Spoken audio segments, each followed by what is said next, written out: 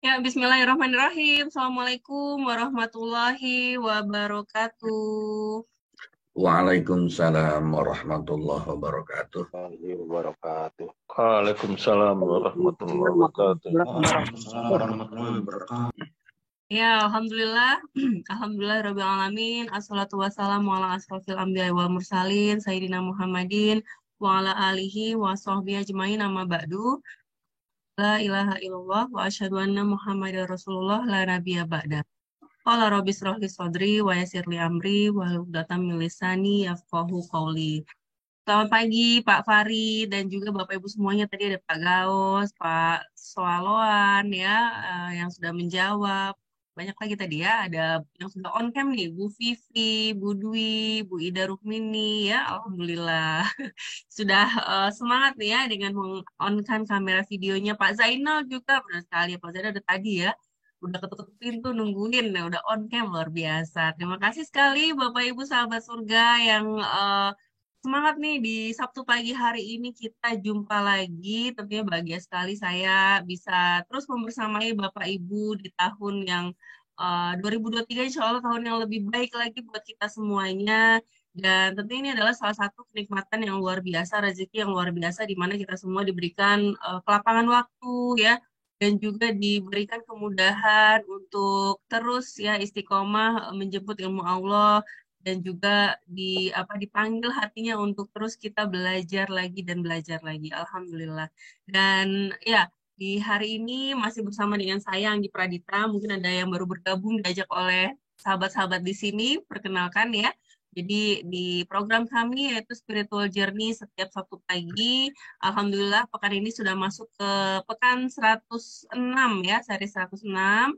Dan insya Allah kita akan membahas dengan tema pinjaman tanpa bunga. Dan ini akan dibahas langsung oleh narasumber kita yaitu Pak Farid Auladi. Selamat pagi Pak Farid. Pagi, Mbak Anggi, sehat semua ya Mbak ya? Alhamdulillah sehat. Pak Farid gimana sehat? Alhamdulillah, luar biasa gitu ya. Alhamdulillah. Baik, izin saya sapa-sapa dulu Pak Farid teman-teman di sini ya. Monggo, monggo, silahkan. Baik, ya. Jadi Bapak Ibu yang baru bergabung nih ya untuk di program kami seperti biasa di awal sesi nanti akan ada doa dari Pak Farid dan juga kemudian Pak Farid akan menjawab pertanyaan yang sudah masuk di pekan sebelumnya. Jadi memang di kajian kami tidak membuka langsung pertanyaan atau tanya jawab ya Bapak Ibu ya. Tapi Bapak Ibu silakan tuliskan di kolom chat Zoom atau chat di inbox di chat Facebook ya, karena kita juga live streaming di Facebook Karita Channel. Dan insya Allah Pak Farid akan membahasnya di pekan berikutnya. Seperti itu ya. Baru kemudian insya Allah biasanya kita 6:30 mulai akan masuk ke tema series di pekan tersebut ya. Untuk hari ini kita akan membahas pinjaman tanpa bunga. Tentunya masih juga dengan tema-tema judul ya. Judul yang bikin kita penasaran nih Pak Farid biasanya ya. Pinjaman sama Pak Farid mau buka ini Pak PMT gitu pinjaman taman pinjaman tanpa bunga. Tapi nanti kita lihat ya, kira-kira apa sih nih yang dibahas oleh Pak Farid dengan tema hari ini. Dan ya, apa namanya ini, Alhamdulillah ya, di Zoom meeting sudah hadir 65 orang. Terima kasih yang sudah hadir. Bu Sukaina, hati-hati dalam perjalanan ya. Selamat beraktivitas. Dan juga sudah hadir di sini Bu Heni Sudarto ya, dan Pak Darto nih luar biasa juga ya yang terus semangat nih mengajak sahabat-sahabat tetangga-tetangga ya untuk sama-sama hadir di sini untuk terus bisa berubah ya hidupnya tentunya bagaimana cara kita untuk bisa berubah lebih baik adalah dimulai dari kita dulu nih yang diniatkan untuk berubah ya. Suatu orang tidak akan berubah kalau dia tidak memperbaiki dirinya seperti itu. Dan tentunya Bapak Ibu juga di sini silakan kalau mau mengajak sahabatnya, tetangganya, saudaranya gitu. Karena program ini free Bapak Ibu ya gratis ya dan terbuka untuk umum karena tema-tema kita juga umum keseharian gitu ya. Jadi pembahasan yang kita lakukan di sini adalah pembahasan-pembahasan sederhana yang mana pembahasan sehari-hari kita nih Pak Farid hanya ini membawa kita untuk memaknai keseharian kita yang sering kita lakukan, tapi mungkin kita kadang-kadang seringkali tidak tahu nih makna yang Allah berikan di dalam setiap kehidupan kita. Baik, dan ya di Zoom meeting, Masya Allah nih sudah banyak yang menuliskan chatnya. Kita sambil menunggu teman-teman yang lainnya untuk bergabung ya di Facebook juga sudah 31 orang. Terima kasih nih yang sudah hadir di Facebook ya. Dan sedikit saya sapa-sapa dulu ya, di Zoom meeting ini sudah ada Bu Heni nih, sorry, ke atas lagi ternyata ya. Ada Bu Asni ya, Assalamualaikum semua kita semua yang ada di grup dan di mana saja berada selalu dalam naungan ridho Allah. Ya amin, ya rabbal alamin. Wah, ini habis ini Bu, kayaknya Pak Farid kalau nggak salah mau ngisi kajian di Bu Asni ya, di DKM Citra Raya ya, Masya Allah. Mudah-mudahan lancar ya Bu Asni dan Pak Farid, juga sahabat semua yang di Citra Raya. Lalu ada Pak Dindin, Meruya Jakbar, ya Pak Asep Syaifullah, kemudian Pak Farid juga tentu saja ya yang mendoakan kita insya Allah senantiasa akan nikmat sehat dan dimudahkan segala urusannya. Kemudian Mas Andika ya, wah, assalamualaikum semuanya masuk Mbak Agi dan Pak Farid. Wah, ini banyak banget Mas Andika.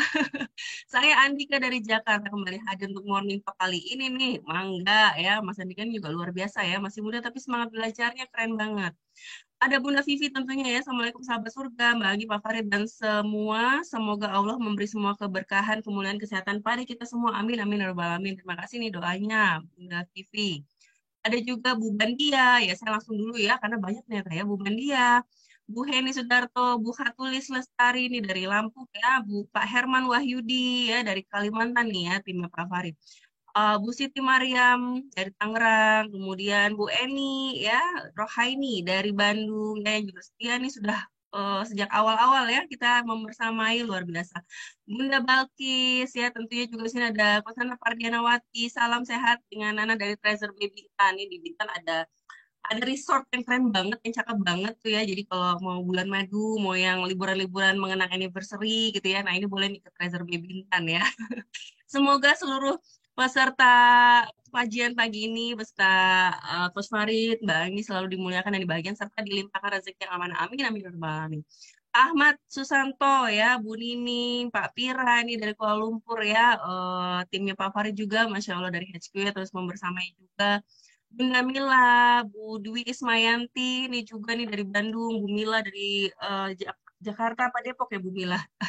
Oh, di Jakarta Selatan ya, deket saya padahal ya. Dia juga semangat sekali. Mbak Yuli, Masya Allah dari Tangerang hadir juga, Alhamdulillah.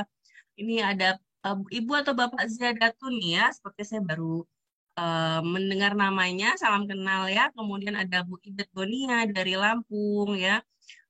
Kemudian Dishut ya, Bu Leli ya, Alhamdulillah. Bu Mariama, Pak Nur Cahyo, Bu Lipi ya, Pak Tony, Bu Siti Mariam. Wah, masih banyak Pak. Oh ini satu lagi Mas Raju Marendra ya, Alhamdulillah turut bergabung juga ya Mas Raju. Baik, terima kasih Bapak Ibu yang sudah bergabung di Zoom meeting ini, yang di Facebook nanti akan disapa-sapa langsung spesial oleh Pak Farid ya. Dan ya, kita akan mulai dulu kajian kita spiritual journey pada pagi hari ini. Pak Farid akan membuka dengan doa. Oh ya Pak Farid, mohon izin ya, kita ada sahabat kita, kakak kita, Aiden atau Ayah Deni ya, yang di minggu ini sempat kurang sehat ya, ada kesehatannya, tensinya naik ya. Jadi mohon doanya Bapak Ibu semuanya kita doakan bersama, mudah-mudahan Allah berikan kesembuhan ya dan juga kesehatan kembali paripurna. Pak Farid mungkin nanti akan memimpin kita dengan baik. Baik, kalau gitu Pak Farid, tidak berlama-lama kita akan mulai kajian kita pada pagi hari ini Pak Farid ya. Kepada Pak Farid dipersilahkan. Baik, terima kasih Mbak Anggi, Bapak Ibu, teman-teman, rekan-rekan hadirin kakak adik rahimakumullah.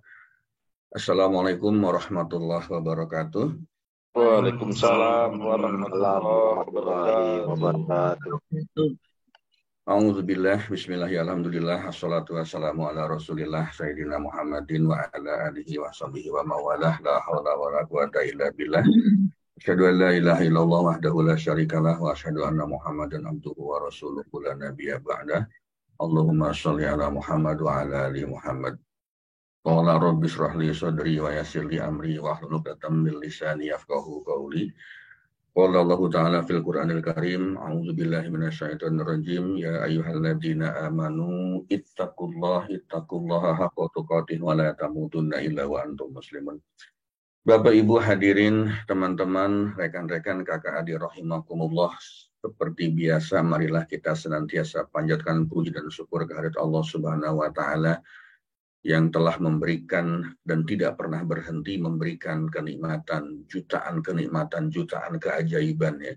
miliaran kebahagiaan dalam hidup kita. Cuman kadang-kadang kita tidak pernah menyadari bahwa apapun yang sudah diberikan oleh Allah kepada kita, apapun yang kita miliki sebetulnya itu adalah hal yang terbaik yang kita dapatkan pada saat ini. Salawat serta salam senantiasa kita sanjungkan kepada junjungan kita Rasulullah Muhammad SAW yang telah menunjukkan jalan yang begitu terang benderang, jalan yang begitu jelas, jalan yang begitu lurus, jalan bagaimana cara kita mendekat kepada Allah, jalan bagaimana cara kita hidup di jalan Allah. Salawat serta salam ini juga senantiasa kita sanjungkan kepada keluarga beliau, para sahabatnya, dan tentunya kita sebagai umatnya di akhir zaman. Dan kita tidak pernah berhenti untuk meminta, berdoa, memohon kepada Allah. Semoga kita termasuk umat Rasulullah yang diberikan syafaat di yaumil akhir kelak. Bapak Ibu hadirin, teman-teman, kakak adik rahimakumullah. Mari kita buka acara ini dengan pembacaan doa. Kita berharap, memohon, meminta kepada Allah. Semoga apa yang kita lakukan ini mendapatkan perkenan dari Allah, mendapatkan ridho dari Allah, diberikan kemudahan, kelancaran, dan tentunya kita bisa mendapatkan manfaat yang maksimal dari apa yang kita lakukan pada saat ini. Mari kita buka dengan pembacaan Al-Fatihah. Al-Fatihah. A'udzubillahi minasyaitonirrajim. Bismillahirrahmanirrahim. Alhamdulillahirabbil alamin arrahmanir rahim maliki yaumiddin iyyaka na'budu wa iyyaka nasta'in ihdinas siratal mustaqim siratal ladzina an'amta 'alaihim ghairil maghdubi 'alaihim waladdallin amin. Ya Allah, kepada semua orang yang hadir dalam kajian pagi hari ini beserta seluruh keluarga besarnya, limpahkanlah nikmat sehat kepada mereka, ya Allah. Luaskanlah rezeki mereka, ya Allah. Sempurnakanlah kebaikan mereka, ya Allah. Berkahi usia mereka, ya Allah. Dan mudahkanlah segala urusan-urusan kehidupannya. Bahagiakanlah dan muliakanlah hidup mereka, ya Allah. Ya Allah, ya Rabb, berikanlah manfaat atas apa yang Engkau ajarkan kepada kami. Ajari kami hal-hal yang membuat kami semakin mendekat kepadamu. Berikanlah kami kemudahan dalam belajar, ya Allah. Berikanlah kami kemudahan dalam menerima ilmu dan kebaikan-Mu, ya Allah. Sehingga kami semakin dekat dengan rahmat dan ridho-Mu. Bapak Ibu hadirin, teman-teman, kakak adik rahimakumullah. Mari kita berdoa bersama-sama. Selanjutnya doa kita tujukan kepada kepada siapapun barangkali juga ada di antara kita yang hadir pada saat ini, atau keluarganya, sahabatnya, soulmate-nya, koleganya, atau mungkin teman-teman dan sebagainya, yang pada saat ini sedang diberikan ujian kenikmatan oleh Allah berupa tidak sehat, ya, berupa sesuatu yang membuat kita tidak nyaman secara fisik, barangkali seperti itu.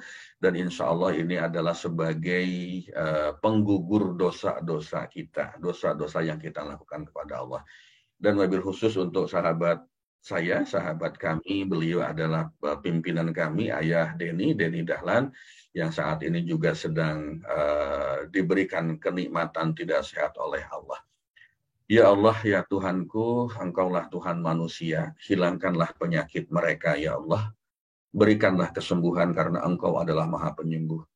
Tiada yang dapat menyembuhkan penyakit kecuali Engkau dengan kesembuhan yang tidak meninggalkan penyakit lain. Ya Allah, jadikanlah sabar serta sholat sebagai obat untuk penyembuhannya. Al-Fatihah. A'udzubillahi minasyaitonirrajim. Bismillahirrahmanirrahim. Alhamdulillahirabbil alamin arrahmanir rahim maliki yaumiddin iyyaka na'budu wa iyyaka nasta'in ihdinas siratal mustaqim siratal ladzina an'amta 'alaihim ghairil maghdubi 'alaihim waladdallin amin. Bapak Ibu hadirin, teman-teman, kakak adik rahimakumullah, sebelum kita masuk ke sesi pertanyaan dan testimoni, izinkan saya menyapa teman-teman yang sudah hadir di Facebook ini, ya. Kalau di Zoom tadi sudah disapa Mbak Anggi, ada Ibu Iswarnita, ada Pak Wahyu Suryadi, ada Ibu Diajeng Vivi, ya, Nupus SR, ada Ibu Khomsatun Hani dari Singapura, beliau sangat rajin, selalu hadir, terima kasih Ibu Khomsatun. Ibu Ani Rahman, Pak Aji Jiji, kemudian Ibu Lili Indrawati, Ibu Husnul Khotimah, Ibu Ririn Andriani, Ibu Ekowati dari Lampung ini. Selamat datang Bu Eko. Kemudian ada Ibu Reni Pristi, Bu Haryati, Pak Husen, Pak Yoki ya, kemudian Ibu Nurhayati Nur Triani Utami, Masya Allah, Ibu Hera terima kasih, Ibu Megawati Ayenari dari Taiwan nih kalau nggak salah ya, beliau juga selalu hadir, jauh-jauh dari Taiwan datang ke Zoom, datang ke Facebook ini maksudnya gitu ya. Ibu Reni, tadi Ibu Reni ada di Zoom, sekarang pindah ke Facebook ya, ada Ibu Ani, Ibu Lela Widawati, dan Pak Abdul Rozak, serta Masya Allah banyak lagi yang lain. Mohon maaf jika tidak bisa disebutkan satu persatu. Terima kasih, semoga keberkahan Allah senantiasa datang untuk kehidupan kita. Baik Bapak Ibu, teman-teman hadirin kakak adik rahimakumullah. Pertanyaan yang pertama yang datang di minggu lalu ini dari Ibu Ratna Yuniar. Ya, terkait dengan bahasan kita minggu lalu, selembar kertas ya. Ibu Ratna bertanya, saya ini bekerja di kantin Pak, pas zuhur, pas waktu sholat zuhur, itu pas waktunya mahasiswa dan anak-anak itu istirahat. Agak tidak mudah ya, agak tidak mudah untuk sholat tepat waktu. Bagaimana itu Pak ya? Apa harus ditobati gitu ya, Masya Allah. Ini pertanyaan dari Ibu Ratna Yuniar, sebetulnya juga pertanyaan dari kita semua, persoalan yang muncul untuk kita semua, dan tidak hanya untuk beliau yang punya kantin, yang buka kantin barangkali gitu, tetapi semua kita juga yang pekerjaannya sering tanggung gitu, tanggung belum selesai pada saat waktu sholat. Nah, menjawab pertanyaan ini saya akan berikan beberapa contoh yang saya tahu, ya, beberapa contoh yang saya tahu, dari situ mari kita ambil pelajaran ya, apakah mungkin kita terapkan, atau kalau bisa semaksimal mungkin ya kita terapkan dalam kehidupan kita. Saya berikan contoh beberapa orang yang bagaimana mereka itu mencoba semaksimal mungkin untuk menomorsatukan Allah. Saya berikan contoh nyata, ini real dalam kehidupan kita, fakta yang ada, yang saya tahu. Orang-orang ini selalu mencoba untuk memberikan prioritas pertama hanya kepada Allah. Sementara untuk makhluknya itu yang nomor sekian ya. Yang pertama ini ada tukang nasi goreng dekat rumah saya di Tangerang gitu ya.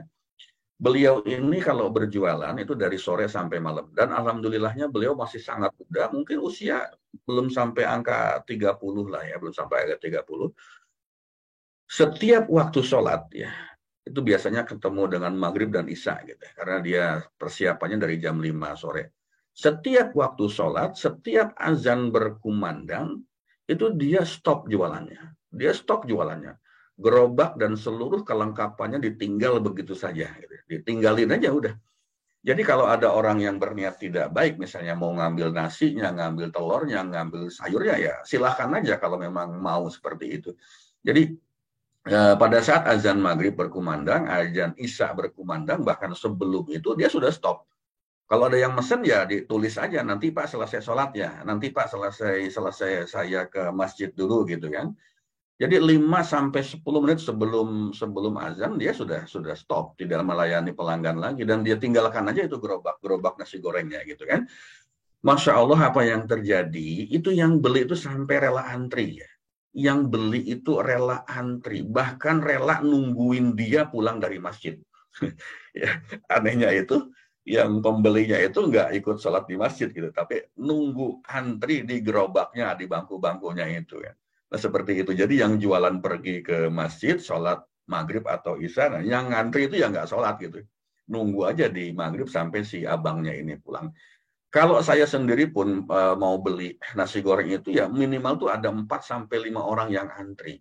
Dan saya selalu tinggal pergi dulu, Mas, nasi goreng ini, nanti saya ambil ya. Oke Pak, masih ada 5 orang Pak, oke nggak apa-apa gitu. Nah nanti jam 10-an malam itu sudah selesai jualannya. Ini yang terjadi, ini fakta yang saya tahu persis. Lalu kemudian ada contoh lagi yang saya ceritakan minggu lalu, sopir taksi. Saya pakai taksi, ada perjalanan ke luar kota. Pada saat saya bercerita di mobil, pada saat waktu sholat, apalagi sholat Jumat, dia akan cancel pesanannya. dia akan cancel penumpangnya. Dan setiap kali dia bawa penumpang, kalau sudah dia kira-kira nih penumpang mau kemana, keburu atau tidak sholat 5 waktunya, kalau keburu dia ambil, kalau tidak dia cancel. Lebih baik dia nunggu nongkrong di masjid atau di musola untuk melaksanakan sholat. Apa yang terjadi Bapak Ibu, teman-teman hadirin kakak adik rahimahullah?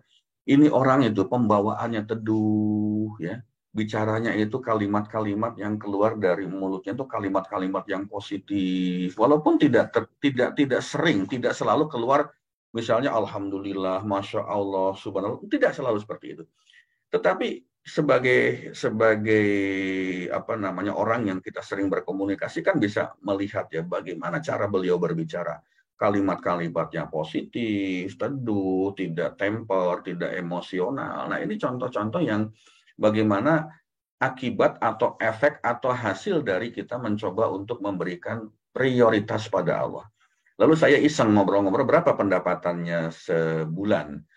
Rata-rata 6 sampai 7 juta. Nah, bagi sopir taksi di Jakarta mendapatkan angka ini itu tidak mudah, sangat tidak mudah.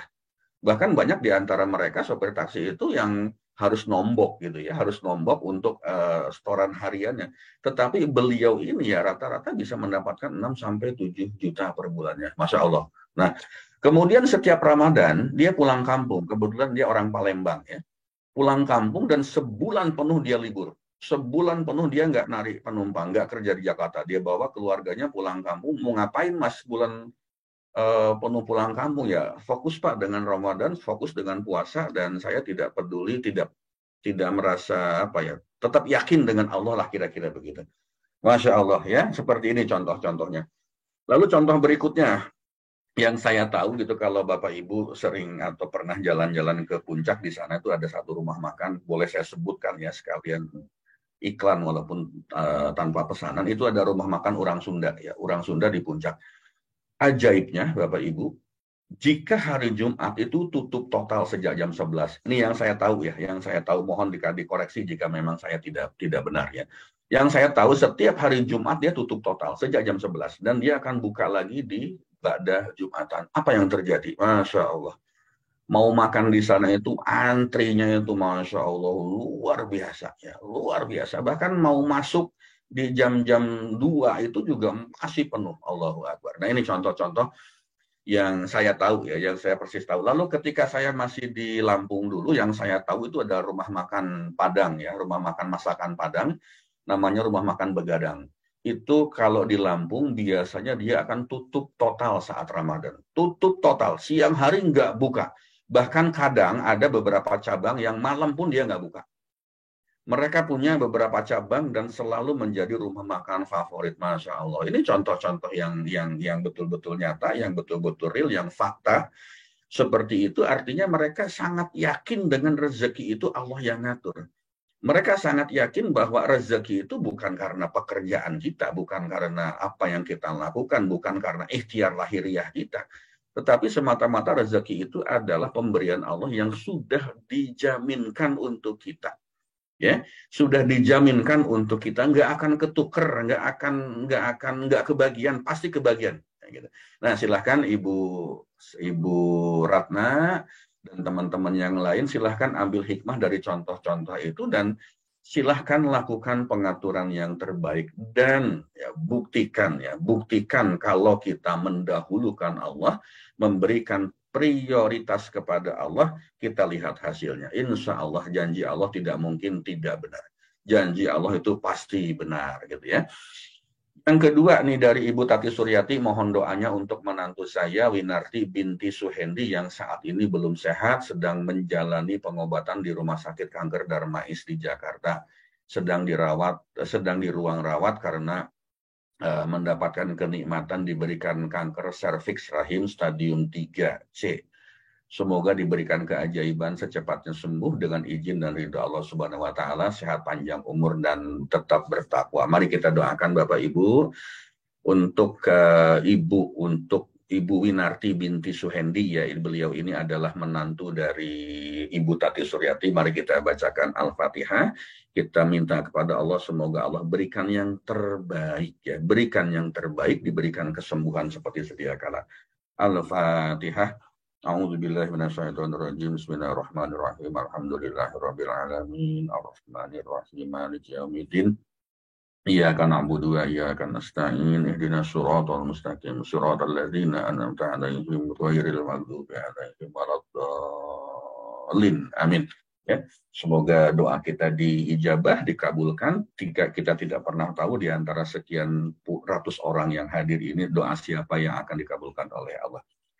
Berikutnya yang terakhir dari Ibu Lucy Ardini, Balaraja Tangerang. Maaf Pak, amanah kita masih banyak. Amanah itu bahasa dalam komunitas MR, magnet rezeki, itu artinya utang atau pinjaman.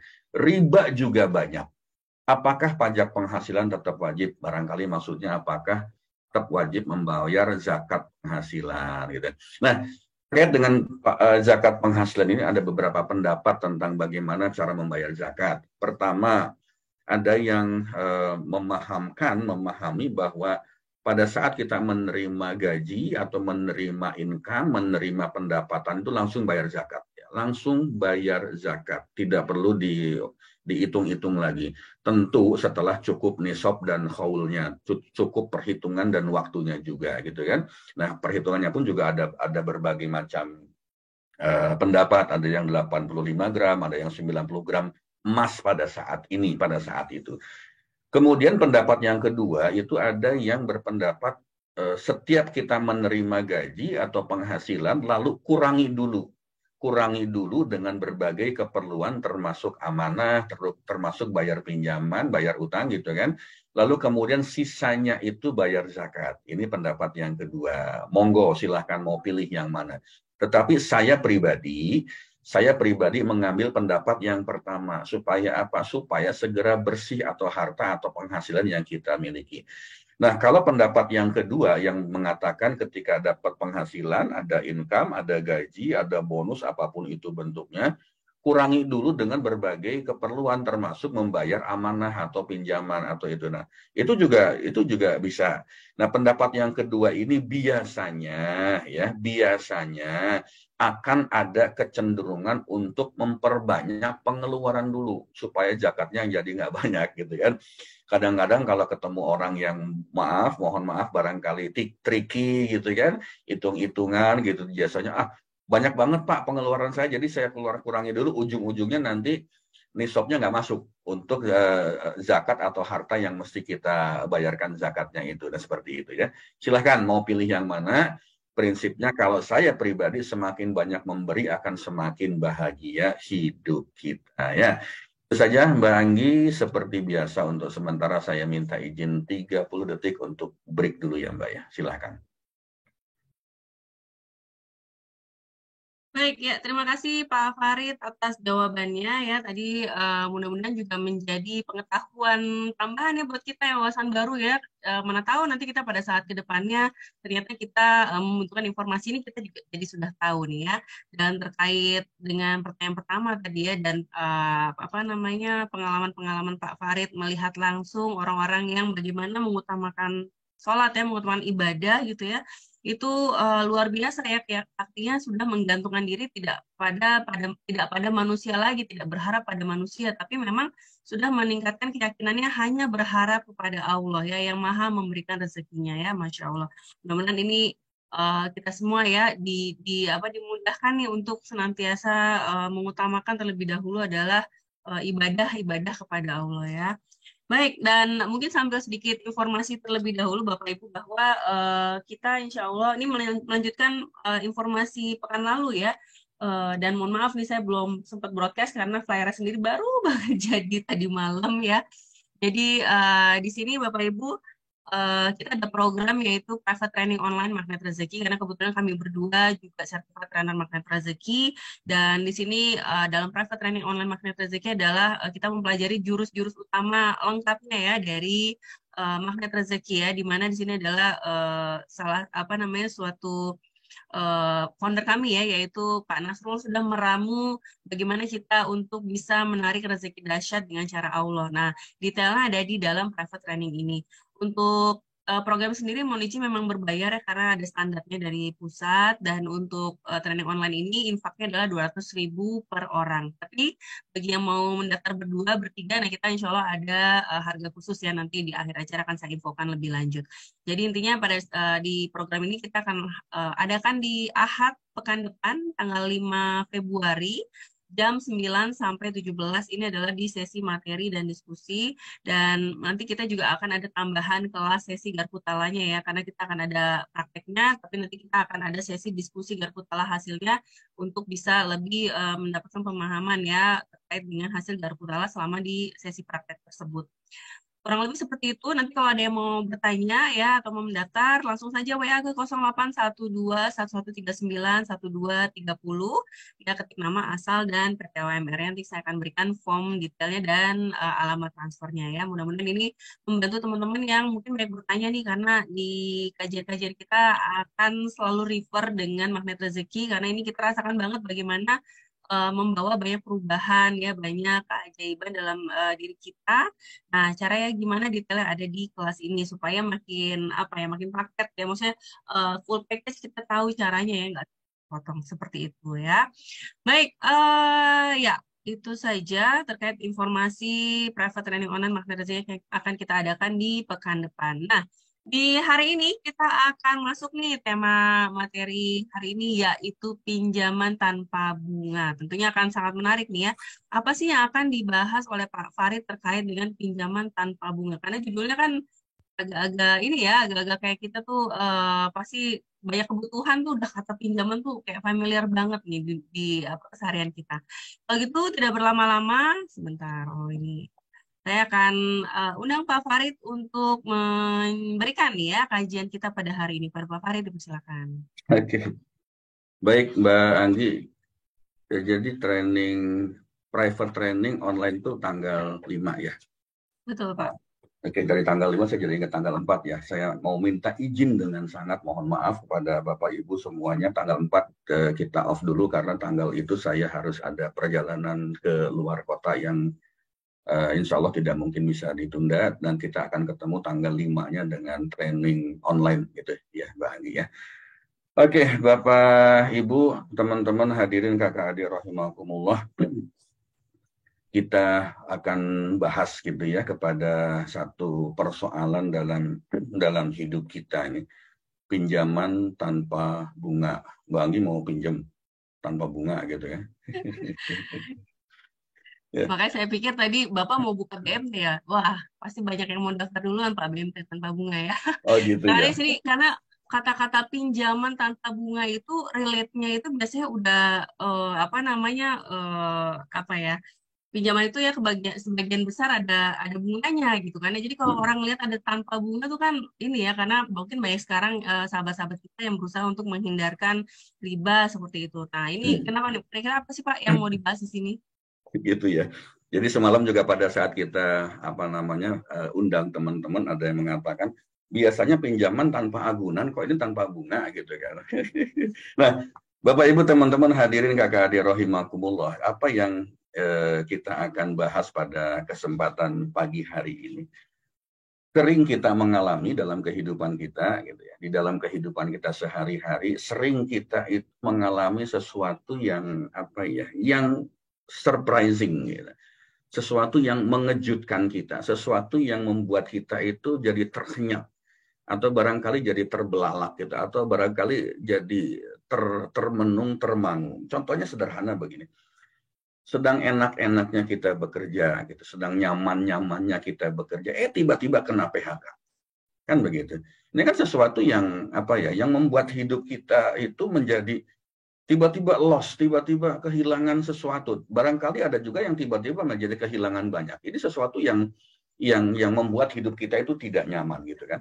Misalnya sedang enak-enak berumah tangga, hidup bersama dengan orang yang kita harapkan sejak dulu, sejak sebelum menikah gitu kan.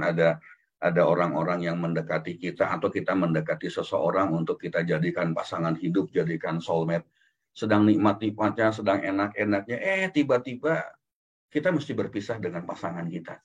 Entah itu sebabnya barangkali ditinggal wafat, entah itu sebabnya barangkali ada sesuatu yang akhirnya menyebabkan kita mesti berpisah, divorce, bercerai dan sebagainya. Ini kan sesuatu yang tidak mudah untuk kita rasakan, tidak mudah untuk kita lakukan, ya. Sesuatu yang membuat kita menjadi shock, terkejut gitu, membuat kita menjadi terhenyak, termangu, bahkan mungkin kadang-kadang pada orang-orang tertentu bisa membuat sesuatu ini, satu hal ini menjadi sesuatu yang tidak mungkin terlupakan gitu lah, atau membuat sakit hati kalau bahasa orang awam, membuat hati tidak nyaman bisa jadi seumur hidup. Barangkali seperti itu.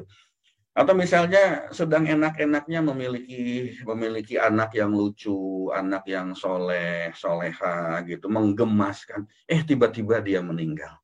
Tiba-tiba mesti meninggalkan kita. Kebayang Bapak Ibu, teman-teman hadirin kakak adik rahimakumullah, kemarin di televisi ada berita tentang penculikan anak gitu kan. Hati-hati ya, hati-hati bagi Bapak Ibu yang punya anak masih kecil, usia balita, atau cucu-cucunya yang masih usia balita. Tolong jaga dengan baik, tolong dijaga dengan baik. Dan ini kasusnya, kejadiannya kok seperti kejadian puluhan tahun lalu ketika saya masih usia anak-anak gitu. Diculik, kemudian diambil organ tubuhnya. Ya, contohnya diambil jantungnya, diambil hatinya, paru-paru, masya Allah ya. Jangan sampai terjadi. Kenapa? Karena sekarang ini juga sedang marak penjual jual beli organ tubuh. Dan itu sudah ada, kalau tidak saya keliru ya, ada sekitar 4 atau 5 grup atau media sosial Facebook yang ditutup oleh Kominfo, Kementerian Informasi.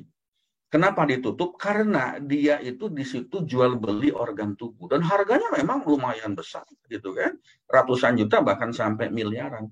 Nah, kebayang tidak tiba-tiba anak kita atau cucu kita yang sedang lucu-lucunya menggemaskan tiba-tiba hilang dan ternyata sudah dalam kondisi mohon maaf meninggal, barangkali seperti itu. Ini sesuatu yang membuat kita tidak nyaman, tidak bahagia dalam kehidupan kita. Atau misalnya kita sedang punya perusahaan ya, sedang enak-enaknya mengelola perusahaan sendiri ya, sedang jalan-jalannya, sedang maju-majunya, sedang naik grafiknya gitu, grafik performance perusahaan kita. Kemudian dari sisi cash flow-nya juga sangat bagus barangkali gitu kan, dari sisi revenue-nya juga sangat bagus. Tiba-tiba kena pandemi dan kita mesti tutup usaha itu. Ini bukan sesuatu yang mudah ya. Atau misalnya untuk kita pernah ngalamin dulu ya, sedang enak-enaknya belajar, sedang sekolah, sedang kuliah, tiba-tiba harus drop out, tiba-tiba harus dikeluarkan dari sekolah, dari kampus. Gara-gara apa? Gara-gara biaya yang tidak mencukupi, misalnya seperti itu. Masya Allah, subhanallah, ini bukan sesuatu yang mudah, bukan sesuatu yang gampang untuk kita hadapi, kita nikmati gitu kan. Misalnya sedang enak-enaknya punya harta yang melimpah ruah gitu kan, tiba-tiba terbakar habis. Atau tiba-tiba disita oleh bank, atau tiba-tiba mesti harus bayar amanah, bayar pinjaman yang Masya Allah jumlahnya itu juga sangat banyak, dan ini banyak terjadi. Kan itu tidak enak, yang tadinya bergelimang harta, yang tadinya hidup mewah, hidup enak, lalu kemudian tiba-tiba menjadi seseorang yang tidak memiliki apa-apa. Ini tidak mudah, ya. Ini tidak mudah. Sedang enak-enaknya menjalani hidup seperti kita juga, sedang enak-enaknya menjalani, tiba-tiba ajal menjemput, tiba-tiba maut datang, tiba-tiba kita dipanggil untuk kembali menghadap Allah Subhanahu wa Ta'ala, padahal bekal kita belum ada apa-apanya, padahal bekal kita itu sangat-sangat tidak cukup untuk menghadap Allah. Atau tiba-tiba kita diserang, mesti masuk hospital gitu, atau tiba-tiba tubuh kita ini harus kena sesuatu yang membuat kita menjadi tidak normal lagi gitu. Ini bahasa lain dari sakit ya. Kenapa? Karena kami diajari di dalam magnet rezeki untuk selalu mengatakan hal-hal yang positif, bahkan untuk sesuatu yang negatif pun kita mesti harus sampaikan dengan kata-kata yang positif, sehingga membuat pikiran kita menjadi lebih positif lah, seperti itu. Nah, Bapak Ibu, teman-teman hadirin kakak adik rahimakumullah, siapa di antara kita yang tidak pernah mengalami itu? Ya, siapa di antara kita yang tidak pernah mengalami itu? Ini kan pertanyaan yang sangat sederhana gitu kan. Lalu ketika ini terjadi, ya, ketika ini terjadi, apa yang biasanya otomatis kita rasakan? Ya? Apa yang biasanya otomatis kita rasakan ketika kita mengalami hal yang seperti ini? Nah, saya mau kasih kesempatan nih ke Bapak Ibu teman-teman. Kalau tiba-tiba yang tadi yang saya sampaikan ya, lagi enak-enaknya tiba-tiba jadi nggak enak. Lagi ini, kira-kira apa yang dirasakan oleh Bapak Ibu, oleh teman-teman? Silahkan, mangga. Saya Ya, buka. silakan Bapak Ibu boleh tuliskan di kolom chat-nya ya. Di sini ada kaget ya, ada lagi kalau yang mau unmute juga boleh, sini saya open ya. Silakan. Pak Mas Ian menjawab kaget, Pak Gaus menjawab sedih ya. Ada lagi Bapak Ibu yang menjawab?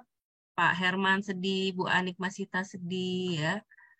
Eh, Pak Syawaludin shock, depresi ya. Bu Mei tidak bahagia, Bu Mei sudah deka nih ya. Bunda Evi stres. Ya. Ada lagi Bapak Ibu, sambil coba saya cek juga di Facebook ya Pak Farid ya. Iya, tidak Ya. nyaman, tidak bahagia gitu kan, macam-macam luar biasa gitu kan. Di Facebook belum saya ini kayaknya. Ya, di sini ada Bu Nur Kaya ya, kaget dan sedih, Bu Lela sedih, Bu Komsatun jadi nggak karuan. Kemudian juga ada Bu Kak apa Mbak Diajeng Vivi sedih, Bu Ani Rahman sedih ya rata-rata. Oh, Bu Suntati jawabnya alhamdulillah. Nah, Tadi sudah tenang ya Bunda. gitu ya. Oke. Alhamdulillah, wow keren. Sedih Ah, manusiawi gitu ya. Tapi tuh. secepatnya Oh, dikembalikan ke Allah gitu ya. Pertama kali ada pasti kaget, sedih, terasa hampa, tapi mau gimana lagi mesti dijalani. ada Ketika juga belum nih masuk dari MR. Oh. ya, ada juga dari Bunita Pikta nih yang dirasakan Hmm, adalah heran dan mikir apa yang menyebabkan mungkin ada dosa-dosa kita ya. hmm. Ya, Ya, Masya Allah, luar biasa barangkali. Jadi semuanya sudah memahami apa yang akan terjadi ketika kita mengalami hal yang seperti itu gitu kan. Jadi ini sesuatu yang sebetulnya kalau boleh dikatakan ya itu kan manusiawi Pak gitu. Itu kan sesuatu yang akan menimpa setiap orang gitu. Hati yang tidak bahagia, kemudian bisa jadi ada orang yang marah-marah atau bisa jadi menyalahkan orang lain gitu. Mungkin saja gitu berkeluh kesah, kemudian merasa tidak punya harapan lagi ke depan. Bahkan yang paling fatal bisa jadi ada orang sampai harus melakukan bunuh diri gitu kan, harus melakukan bunuh diri. Kenapa bisa seperti itu gitu kan, kenapa bisa seperti itu? Nah, mengapa itu bisa terjadi gitu kan? Kemudian ada orang bisa menyatakan itu kan lumrah Pak. Iya, lumrah banget gitu kan, sesuatu yang apa namanya biasa terjadi pada banyak orang. Kita kan manusia biasa, Pak, bukan nabi gitu. Ya, setuju gitu kan. Kita kan merasa kehilangan dengan apa yang kita sukai, apa yang kita cintai, betul banget ya. Betul banget seperti itu. Tetapi tentu kita tidak boleh berhenti sampai pada titik ini. Artinya apa? Ketika itu terjadi lalu kita merasa apa namanya tidak bahagia, merasa tidak nyaman, kemudian ada yang mengatakan ngeblank Pak, awalnya Bu Eko nggak percaya itu terjadi dengan kita gitu kan. Ada yang merasa ya tidak percaya diri, tidak nyaman, kemudian macam-macam lah. Dan termasuk saya juga dulu pernah mengalami hal yang sama. Lebih kurang sekitar tahun 2007-an lah, 2006-2007 mengalami hal yang sama. Dan sebagai manusia biasa, sebagai orang awam, saya juga mengalami hal-hal yang tadi disebutkan oleh teman-teman, oleh Bapak dan Ibu tadi. Lumrah Pak, lumrah. Kita manusia biasa. Gitu. Kita itu bukan nabi, bukan orang yang benar-benar sudah punya hubungan yang sangat baik dengan Allah gitu kan. Wajar untuk kita merasa kehilangan. Lalu pertanyaan sederhananya kan kita lanjutkan gitu. Apa manfaat dari yang semua kita lakukan? Maksudnya begini, ketika kita merasa tidak bahagia, ketika kita merasa tidak nyaman, ketika kita merasa harus marah-marah pada orang lain, ketika kita mesti ngeblame orang lain, ketika kita mesti ngamuk-ngamuk sengamuk-ngamuknya, marah semarah-marahnya gitu kan. Atau barangkali kalau sampai yang fatal sekali, fatal sekali gitu kan, sampai misalnya kita harus mengakhiri hidup kita dengan kata lain melakukan bunuh diri. Lalu apa manfaatnya untuk kita? Kalau kita merasa tidak bahagia, kita mesti marah-marah, kita mesti menyalahkan orang lain. Apa manfaatnya untuk kita? Ini kan pertanyaan yang sangat-sangat sederhana gitu. Ada yang bisa jawab? Manfaatnya apa? Manfaatnya apa untuk kita kalau misalnya kita marah-marah gitu ya? Kalau misalnya kita mengutuk kehidupan, tidak positif bahasanya lagi gitu. Apa manfaatnya coba? Ada nggak saya mau mendapatkan masukan dari Bapak dan Ibu? Silakan. Silakan. Ya, silakan Bapak Ibu bisa tuliskan kolom chat atau mau langsung bicara, unmute juga. Silakan Nggak saja ada nih. manfaatnya, Pak. Tidak ada gitu ya. Tidak ada manfaatnya, sia-sia saja gitu kan. Lalu apa lagi? Apa manfaatnya kita marah-marah sia-sia gitu kan? Ada lagi? Kita semakin terbawa ke emosi gitu kan. Jeruk nipis, agak ada gitu. Tidak ada Ibu Uni Linda Sam di Facebook, tidak ada manfaatnya Ibu Yuli Rahmawati gitu kan. Masya Allah keren, nambah dosa Ibu Nining gitu ya. Allahu Akbar. Nah, Bapak Ibu, teman-teman hadirin kakak adik rahimakumullah, kalau kita merasa tidak ada manfaat dengan apa yang kita lakukan, lalu pertanyaan berikutnya, kenapa suka dilakukan? Gitu. Kalau kita tahu bahwa itu nggak ada manfaatnya, ketika diambil sesuatu oleh Allah, kenapa kok kita tetap melakukan itu? Itu Mbak Anggi. Kenapa Mbak Anggi? Bawa perasaan ya Pak ya. Bawa perasaan gitu. Sudah tahu bahwa itu nggak ada manfaatnya. Oh, spontan gitu ya. Sudah tahu nggak ada manfaatnya. Sudah tahu bahwa itu hanya menambah persoalan baru. Tetapi kenapa tetap kita lakukan? Nah, ini kan pertanyaan yang sederhana yang sering kita lakukan di dalam kehidupan kita sehari-hari. Saya mencoba puas sesaat, sia-sia refleks Pak gitu ya. Itu manusia biasa gitu. Nah, saya coba ambil beberapa kesimpulan kenapa kita melakukan itu, kenapa kita harus kadang-kadang marah-marah, menyalahkan orang lain, tidak bahagia, merasa shock dan sebagainya. Bisa jadi yang pertama itu untuk mendapatkan simpati orang lain. Ternyata Farid itu sekarang sedang diuji oleh Allah dengan dicabut bla bla bla bla bla, kan begitu. Mendapatkan simpati dari orang lain, biasanya ada yang melakukan seperti itu supaya mendapatkan simpati dari orang lain. Pertanyaan berikutnya, berapa lama sih orang bersimpati kepada kita? Itu kan sederhana. Berapa lama sih orang bersimpati kepada kita, sementara rasa tidak bahagia kita, rasa tidak nyaman kita itu bisa jadi berkepanjangan bahkan seumur hidup. Jadi buat apa kita mencoba menarik simpati dari orang lain untuk sesuatu yang kita tidak merasa bahagia? Bahkan Bapak Ibu, teman-teman hadirin kakak adik rahimakumullah, ucapan duka cita saja ketika kita wafat, ketika ada seseorang yang meninggal, berapa lama ramenya di grup? Kan begitu. Misalnya ada yang meninggal, innalillahi wa inna ilaihi rajiun, telah wafat teman kita, Bapak bla bla bla bla misalnya, kan begitu. Langsung panggung, semoga ada yang RIP gitu, ada yang semoga husnul khotimah, semoga diterima iman Islamnya, semoga mendapatkan ketabahan bagi keluarganya. Berapa lama? Paling banter juga 1 jam 2 jam maksimal gitu kan. Ucapan duka cita, apalagi musibah yang kita terima, apalagi kehilangan sesuatu yang kitanya sendiri masih hidup, itu tidak akan pernah lama. Sementara rasa tidak nyaman kita, hati kita tidak bahagia itu bisa seumur hidup, bisa berkepanjangan luar biasa Pak gitu. Nah, saya mencoba melihat lagi. Boleh Pak, ada Pak. Kenapa? Karena kalau kita marah-marah, tidak bahagia, bersedih lah bahasa kita gitu, tidak nyaman, itu paling tidak kita bisa merilis perasaan yang mengganjal di hati. Dan biasanya akan tenang. Tadi ada yang menjawab tuh, Pak, biasanya untuk mengurangi beban, tapi kan nggak lama katanya. Seperti itu persis, setuju banget.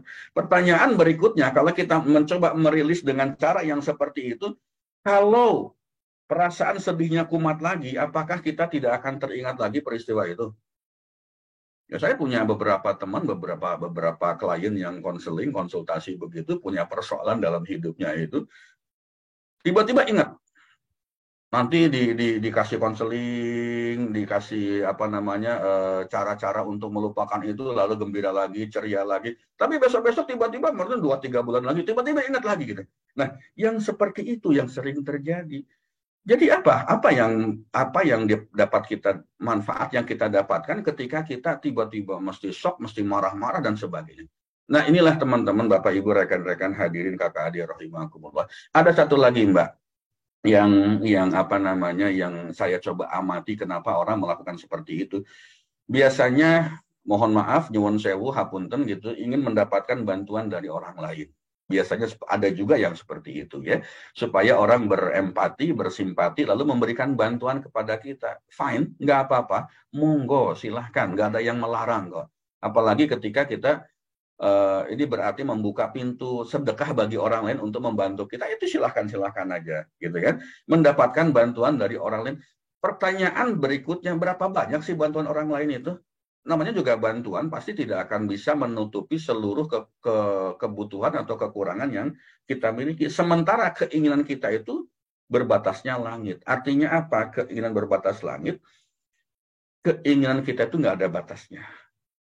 Jadi artinya apa? Apapun yang kita lakukan dengan 3 poin tadi itu tidak akan membuat hidup kita menjadi nyaman, menjadi bahagia. Gitu, Mbak. Ya, baik.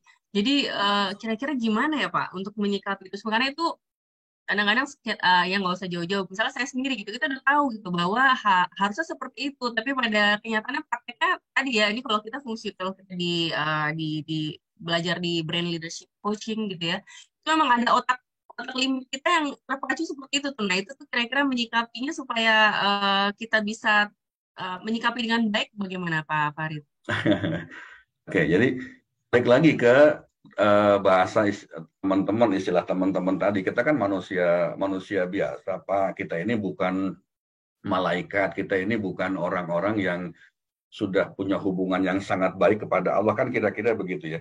Jadi kalau saya boleh katakan ya, semua itu ya hal-hal yang baik saja, sah-sah saja, bahkan boleh-boleh saja ya. Boleh-boleh saja kita untuk apa? Untuk berperilaku, bersikap seperti itu. Mendapatkan simpati silahkan, boleh. Meminta bantuan pada orang lain silahkan, boleh, dan itu halal, gitu kan. Kemudian untuk merilis perasaan yang tidak nyaman, monggo, silahkan, itu diperbolehkan. Silahkan saja, pilih mana yang terbaik, yang paling cocok untuk diri kita, gitu kan. Namun demikian, alangkah lebih baiknya, alangkah lebih nikmatnya jika kita mengatasi masalah tanpa masalah. Mohon maaf nih Mbak Anggi, ngambil salah satu tagline siapa nih ya? Ini tagline salah satu klien yang bisa dibersamai juga nih, Pak Farid. Ya, di tagline-nya salah satu kliennya Mbak Anggi gitu ya, mengatasi masalah tanpa masalah gitu kan. Pegadaian Pak Ivan Ditamro, harus disebutin Pegadaian. Jadi Pegadaian ini salah satu kliennya Mbak Anggi gitu ya. Nah, mari kita lihat bagaimana mengatasi masalah tanpa masalah, mengatasi persoalan tanpa persoalan. Yang pertama, kehilangan sesuatu itu adalah persoalan, betul kan? Kita punya sesuatu, tiba-tiba kita kehilangan yang kita miliki itu adalah satu persoalan. Lalu ketika kita punya persoalan karena kehilangan sesuatu, lalu kita merasa sedih atau kita merasa tidak bahagia, berarti kita menambah persoalan baru. Gitu kan? Kehilangan sesuatu itu satu persoalan. Sedih itu adalah persoalan baru. Jadi kenapa persoalan yang sudah ada itu mesti ditambah lagi dengan persoalan yang baru? Itu saja prinsip-prinsip yang utama, fondasinya berpikir bagaimana kita ini mengatasi satu persoalan. Jangan nambah persoalan baru, gitu kan. Ketika kita punya persoalan, kehilangan sesuatu, lalu kita mellow, lalu kita marah-marah, lalu kita menghakimi orang lain, lalu kita mencoba untuk ngeblame orang lain, menyalahkan orang lain, itu kan persoalan baru. Sehingga apa? Persoalan itu menjadi tambah banyak. Menjadi dua persoalan yang kita miliki. Ya, ini kan bukan menyelesaikan persoalan, tetapi menambah persoalan baru. Nah, lalu apa yang bisa kita lakukan? Mari kita berpikir secara jernih. Mari kita berpikir kepada sesuatu yang paling mendasar. Pertama, ya, apapun yang sudah tidak ada di tangan kita, itu berarti sudah tidak lagi berjodoh dengan kita. Kita menggenggam sesuatu, memegang sesuatu, tiba-tiba sesuatu itu hilang, sesuatu itu pergi dari kita, ya berarti itu sudah tidak menjadi milik kita lagi. Sudah tidak menjadi hak kita lagi.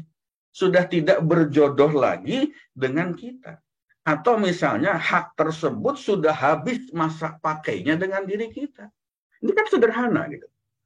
Ketika kita ketika kita punya sesuatu yang kita banggakan, yang kita sayangi, yang kita nikmati, yang kita pegangin benar-benar supaya tidak hilang, tiba-tiba hilang. Dengan cara yang tadi. Itu berarti bahwa sesuatu yang kita genggam itu sudah tidak menjadi hak kita lagi.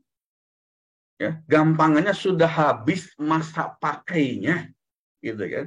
Sudah tidak menjadi jodoh kita lagi.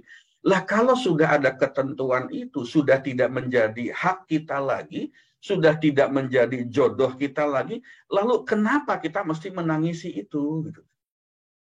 Kenapa kita mesti harus merasa tidak bahagia karena kehilangan sesuatu yang memang sudah habis masa pakainya? Ya. Sederhananya begini, Bapak Ibu punya TV, punya HP, punya motor, barangkali punya sepeda, punya mobil, punya kendaraan, punya kompor lah di dapur kita gitu kan. Itu kan ada masa pakainya, ada lifetime-nya gitu kan. Lah kalau sudah habis masa pakainya kompor itu, misalnya ibu-ibu gitu kan. Kalau sudah habis masa pakainya, apa kompor itu tidak diganti dengan yang baru? Apakah kita kekeh mau pakai itu? Kalau HP kita ini misalnya ya, HP kita ini sudah habis juga masa pakainya, sudah mesti diganti dengan yang baru karena sudah rusak. Gitu kan? Sudah apa namanya tidak bisa dipakai lagi gitu kan? Apakah kita akan menangisi HP ini?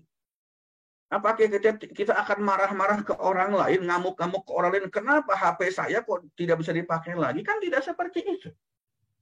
Ya, kan tidak seperti itu. Habis masa pakainya, habis lifetime-nya, sudah rusak gitu kan.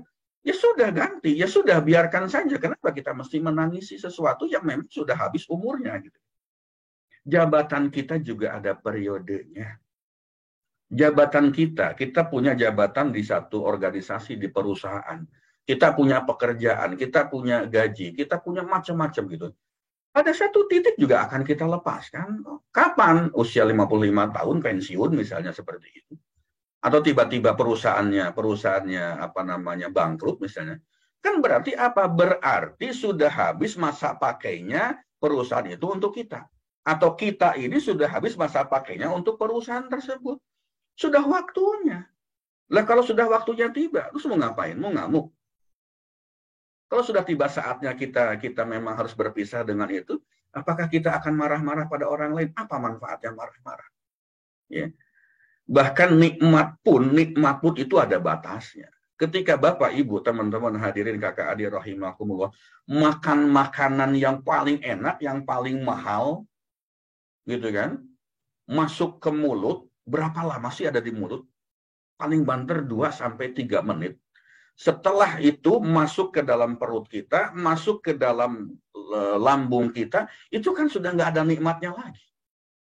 Sudah nggak ada nikmatnya lagi. Artinya apa? Setiap apapun yang ada di dunia ini akan tiba masa pakainya habis.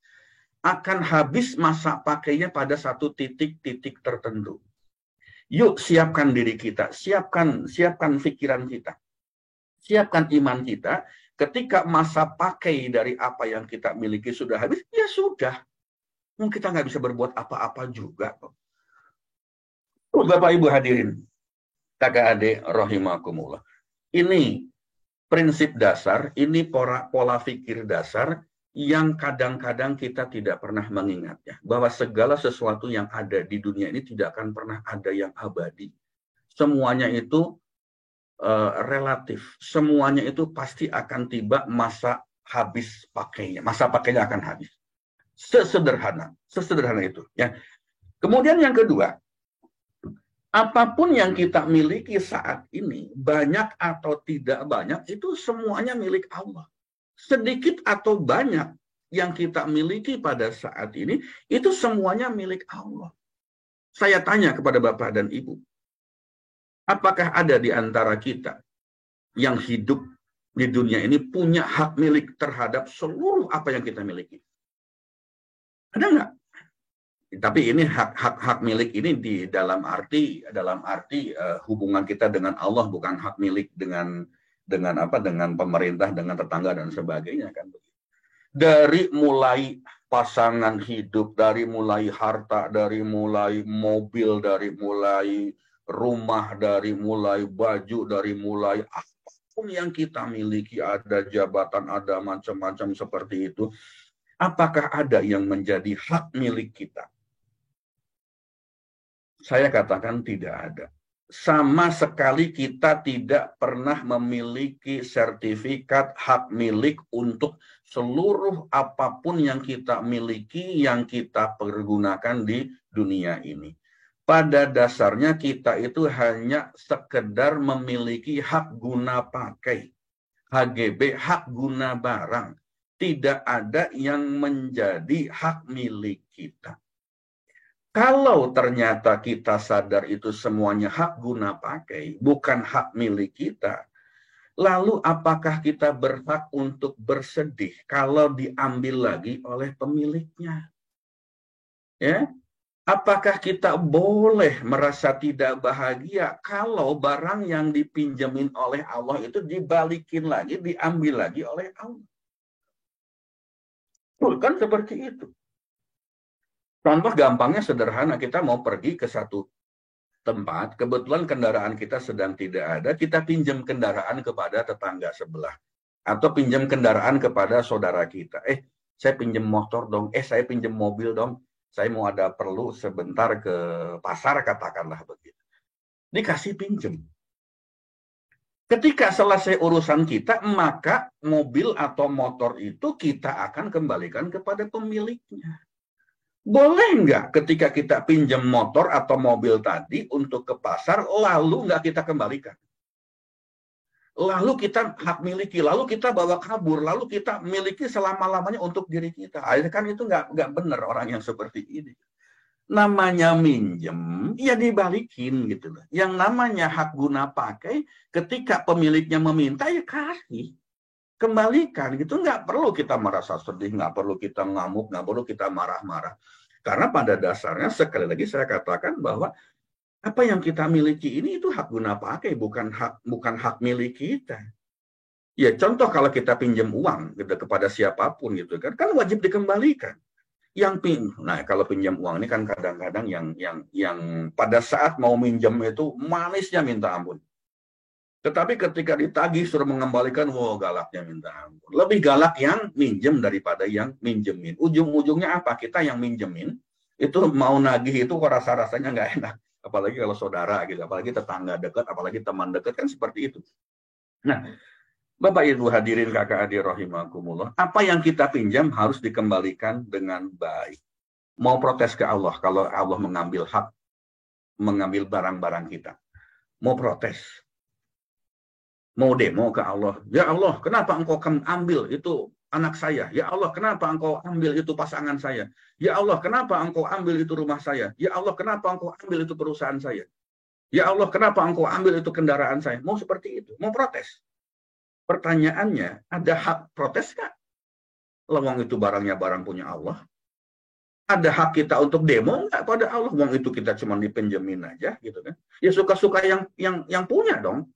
Mau ngasih ke kita ya suka-suka dia, mau diambil juga suka-suka dia, mau diambil kapan itu suka-suka dia, mau diambil sewaktu-waktu juga suka-suka dia.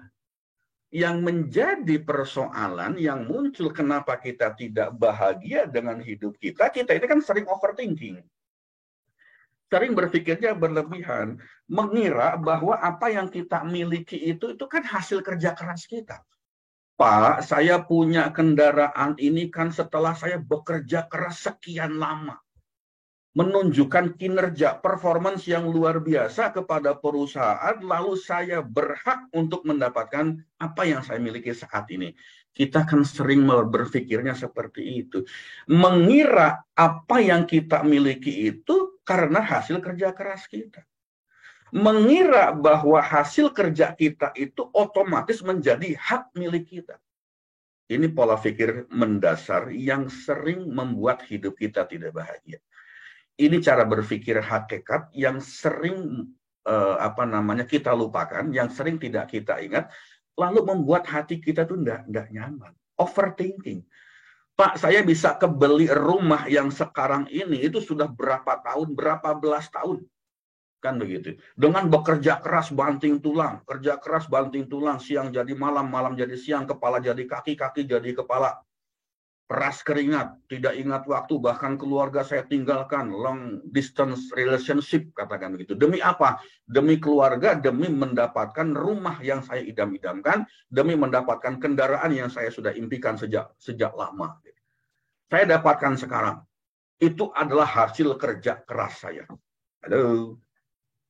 Sejak kapan hasil kerja keras kita itu lalu menjadi hak milik kita? Semuanya adalah milik Allah. Kita itu hanya diberikan hak untuk menggunakannya. Diberikan hak untuk menggunakannya. Ya, tidak diberi hak untuk memilikinya. Ini pola pikir mendasar yang mesti kita pahami. Supaya apa? Supaya hidup kita menjadi bahagia. Hidup kita menjadi nyaman. Bahkan di dalam tataran tasawuf, sufi, hakikat kehidupan, ketika kita bersedekah pun, itu mestinya kita nggak boleh bangga. Oh, saya sudah bersedekah hari ini 100.000 saya kasih ke fakir miskin. Bangga gitu, sedekah 100.000. Bangga gitu, sedekah 100 juta misalnya. Kenapa nggak boleh bangga? Ini tataran hakikat gitu ya. Karena sebetulnya harta yang kita miliki, uang yang kita sedekahkan 100.000 itu atau 100 juta itu, apakah itu milik kita? Kan bukan. Itu tuh milik Allah yang dititipkan kepada kita untuk disalurkan kepada orang lain yang membutuhkan, yang memerlukan. Jadi di mana bangganya sedekah 100 juta gitu. Di mana bangganya itu punya Allah, kita hanya dititipkan kayak semacam, Farid, saya titip uang ini kasih ke orang yang memerlukan. Saya kan cuma kurir. Saya kan cuma tukang antar duit aja, tukang antar rezeki yang Allah berikan kepada orang itu melalui tangan saya. Di mana bangganya? Di mana sombongnya? Di situ. Oh, saya sudah sedekah sekian ratus juta bulan ini misalnya. Bisa sombong. Mau sombong. Mau bangga. Dari mana bangganya? Wong itu coba punya Allah semua. Allah yang titipkan ke kita untuk dikasih ke orang lain. Bapak, Ibu, teman-teman hadirin kakak adik rahimahullah, inilah pola pikir nih Mbak Anggi. Ini pola pikir yang yuk kita perbaiki cara berpikir kita. Bagaimana kita berpikir tentang apa yang kita miliki. Semua itu adalah pinjaman. Pinjaman dari Allah. Pinjaman tanpa bunga. Dipinjamkan kepada kita dan Allah tidak memerlukan pengembalian kepada dia dengan bunga, nggak ada. Pinjaman tanpa agunan juga ini sebetulnya gitu. Dipinjamkan kepada kita untuk apa? Dimanfaatkan. Gitu Mbak Andi. Masya Allah, ini penjelasannya Pak Farid tuh bikin kita garuk-garuk gitu ya. Ya Allah, ingat-ingat perbuatan kita ya, Masya Allah. Bagaimana supaya bisa menata tadi ya, apa yang menata hati dan perasaan, supaya apa yang kita lakukan itu terus kita ingat bahwa semua itu sejatinya adalah milik Allah ya, bukan milik kita ya. Dan ternyata itu tadi ya, Allah maha baik ya, sudah meminjamkan segala hal ya, tanpa bunga, tanpa agunan. Tadi kalau kata Pak Farid, yang bisa kita manfaatkan. Nah, ini kalau misalnya seringkali kadang-kadang kejadian yang bikin kita nggak siap adalah pada saat hal tersebut diambil lagi. Kenapa ya Pak Farid kira-kira Allah mengambil lagi hal yang sudah diberikan atau dititipkan kepada kita dan mungkin Allah tahu kita tuh mungkin responnya akan tidak siap gitu. Nah, seperti apa nih Pak kira-kira kita harus menyikapinya?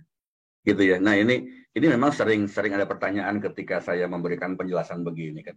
Loh, kenapa kok tiba-tiba diambil? Maksud Allah itu apa? Kok ngambil apa yang dia kasih ke kita kan begitu. Yang pertama, Allah itu hanya ingin menunjukkan bahwa yang abadi itu cuman Allah. Yang abadi itu cuman Allah. Selain Allah itu tidak abadi. Selain Allah itu tidak kekal. Selain Allah itu bersifat fana, bersifat relatif. Yang mutlak itu Allah, yang abadi itu Allah. Yang kedua, Allah akan mengganti dengan sesuatu yang lebih baik. Contoh, kita punya HP, punya handphone, sudah habis masa waktunya, lifetime-nya kan pasti diganti dengan hal yang baru. Diganti dengan HP baru. Atau kompor ibu-ibu, emak-emak di dapur gitu kan, sudah habis masa pakainya, lifetime-nya, rusak ya diganti dengan yang baru. Demikian juga Allah. Ketika Allah mengambil sesuatu yang ada di dalam genggaman kita, itu pasti Allah akan mengambil dengan mengganti dengan sesuatu yang baru. Allah akan mengganti dengan sesuatu yang baru. Ingat-ingat ini. Sehingga ketika kita tiba-tiba diambil oleh Allah sesuatu yang kita sayangi, kita senangi, sesuatu yang kita cintai, yakin saja, hakul yakin saja ketika itu diambil oleh Allah, berarti Allah sedang menyiapkan pengganti yang lebih baik. Ya, sedang menyiapkan pengganti yang lebih baik, Allah akan ganti. Pasti itu Allah akan ganti. Yang ketiga, kenapa Allah tiba-tiba ambil? Allah itu karena sayang dengan kita. Jangan-jangan, kalau Allah tidak ambil, misalnya begini. Jangan-jangan kita itu tidak pandai memanfaatkan apa yang kita miliki untuk hidup di jalan Allah. Misalnya apa? Kita diberi kelimpahan materi yang luar biasa, kaya raya. Gitu. Jangan-jangan Allah melihat kalau ini didiamkan terus, tidak diambil oleh Allah hartanya tadi, maka jalan hidup saya ini, jalan hidup kita ini malah jadi nggak karu-karuan. Malah jadi nggak benar. Jadi Allah itu sayang. Sayang dengan kita, jangan sampai kita tersesat dalam maksiat. Jangan sampai hidup kita terjebak dalam dosa. Misalnya kita punya harta yang banyak, lalu hidup kita nggak karu-karuan. Main judi, minum, misalnya main perempuan. Kemudian kita tidak pernah sholat karena sibuk ngurusin harta. Kita tidak pernah ingat Allah karena apa? Kita sangat sibuk dengan pekerjaan kita, dengan bisnis kita. Allah ambil supaya apa? Supaya kita kembali kepada Allah. Ya, kan seperti itu. Dalam kehidupan sehari-hari, sesuatu yang kita lihat semakin tinggi posisi kita, maka semakin besar potensi berbuat dosa. Potensi loh ya, bukan berbuat dosanya. Semakin tinggi posisi kita, semakin besar potensi untuk berbuat dosa. Semakin banyak harta yang kita miliki, semakin besar potensi untuk berbuat dosa. Ya, gitu kan. Semakin kita cantik, semakin kita ganteng, semakin tinggi potensi kita untuk berbuat maksiat. Potensi ya, hati-hati ya. Saya tidak mengatakan semakin tinggi posisi, semakin banyak dosa, tidak. Semakin besar, semakin tinggi posisi kita, semakin besar potensi. Potensi ini bisa jadi terjadi, bisa juga tidak terjadi. Nah, Allah yang maha tahu. Allah yang maha tahu apakah potensi itu akan terjadi atau tidak di masa yang akan datang. Kalau Allah tahu bahwa si Farid ini ketika diberikan materi punya potensi berbuat dosa, maka Allah ambil lagi itu materinya. Allah ambil lagi itu hartanya supaya potensi tadi tidak terjadi. Yuk berpikir seperti itu. Supaya apa? Supaya hati kita itu tenang. Supaya hati kita itu nyaman. Supaya hati kita itu tahu bahwa sesuatu yang terjadi dengan diri kita, ya Allah sudah gariskan, Allah sudah takdirkan. Kita tahu bahwa semua yang kita miliki itu bukan hak milik. Bukan hak milik, itu hak pakai. Hak yang diberikan oleh Allah, pinjaman yang diberikan pinjaman kepada kita. Bapak, Ibu, teman-teman hadirin, kakak hadir, rahimakumullah. Lalu bagaimana seharusnya saya mesti bersikap kan gitu ya. Ketika kita tahu bahwa pola pikirnya sangat sederhana. Ketika kita tahu bahwa semua itu adalah pinjaman dari Allah kepada kita, pinjaman tanpa bunga, pinjaman tanpa agunan, kan tidak mudah Pak untuk bersikap seperti tadi, ya, untuk berpikir seperti tadi gitu. Lalu bagaimana seharusnya? Gampangannya beginilah. Pertama, hidup itu seperti tukang parkir ya. Tukang parkir tahu kan, tukang parkir yang di minimarket, di pasar dan sebagainya. Mereka punya motor, punya mobil banyak, tapi tidak pernah mereka merasa memiliki motor dan mobil itu. Tukang parkir, mobilnya dari mulai paling mewah, ya misalnya sebutkanlah satu nama gitu kan, sampai mobil yang paling paling murah, mobil odong-odong katakan itu dia punya, itu dia jagain, itu dia pegangin istilahnya di tempat parkir. Tetapi si tukang parkir ini tidak pernah merasa memiliki itu kendaraan semua. Saat yang punyanya datang, dia akan persilahkan, silahkan Pak, silahkan Ibu, silahkan Mas, silahkan Mbak, ambil. Silahkan ambil. Dengan senang hati. Dengan apa? Dengan hati yang sangat ringan. Dikasih. Wong dia tahu itu bukan mobil dia, tahu dia itu bukan motor dia cuma dimintain tolong untuk apa? Untuk jagain mobil selama parkir di situ, jagain motor selama parkir di situ. Dan dia mendapatkan upah dari menjaga kendaraan itu. Sama seperti kita. Kita punya harta, punya pasangan, punya jabatan, punya pangkat, punya materi, punya apapun yang ada dalam kehidupan kita, punya rumah, punya macam-macam, itu adalah semuanya dikasih pinjam sama Allah dan kita mendapatkan upah dari semua itu. Upahnya apa? Ya tercukupi kebutuhannya. Tercukupi keperluan hidup kita, itu upah dari Allah. Ketenangan hati itu upah dari Allah. Tetapi kita paham, kita ini tukang parkir. Parkir harta, parkir materi, parkir segala sesuatu yang dititipkan oleh Allah kepada kita. Sederhananya seperti itu. Lalu yang kedua, pasrah, menyerahkan diri kepada Allah. Pasrah itu mesti dibarengi dengan ikhlas. Ya. Karena tidak mungkin pasrah tanpa ikhlas. Nah, sederhana lagi, pakai bahasa sederhana. Ikhlas itu kayak apa sih Pak? Ikhlas itu ya kayak buang air. Kayak buang air, itu ikhlas. Bukan buang sampah. Buang air itu apa? Keluar kotoran dari badan kita siram, hilang, lupakan. Tapi kalau buang sampah, kita buang sampah ke tempat sampah, kadang-kadang masih kepikir ada sesuatu yang kebuang tidak sengaja, kita korek-korek lagi. Itu masih belum ikhlas. Tetapi kalau kita buang air, ya kita buang air di toilet atau di restroom atau dimanapun itu, keluar kotoran dari tubuh kita siram, kemudian hilang, dan kita tidak pernah mengingat-ingat lagi apa yang sudah keluar dari diri kita. Itulah yang disebut dengan ikhlas. Ikhlas dan pasrah kepada Allah. Yang terakhir tentunya kita harus ridho dengan segala keputusan Allah. Kenapa kita nggak ridho? Wong itu barang pinjaman. Kenapa nggak ridho? Wong itu sesuatu yang dititipkan kepada kita. Itu bukan hak guna, bukan hak milik, itu hak guna pakai. Nah, kenapa kita nggak ridho kalau Allah ambil lagi? Nah, kenapa kita nggak rela kalau itu diambil lagi oleh sang pemilik kehidupan kita ini? Bapak, Ibu, teman-teman, hadirin, kakak, adik, rahimakumullah, sampai di sini Mbak Anggi kebablasan nih.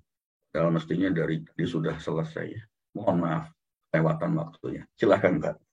Baik, ya terima kasih Pak Farid. Wah, kita kayaknya teman-teman pada langsung pada termenung-menung kalau dengerin kajiannya Pak Farid ya.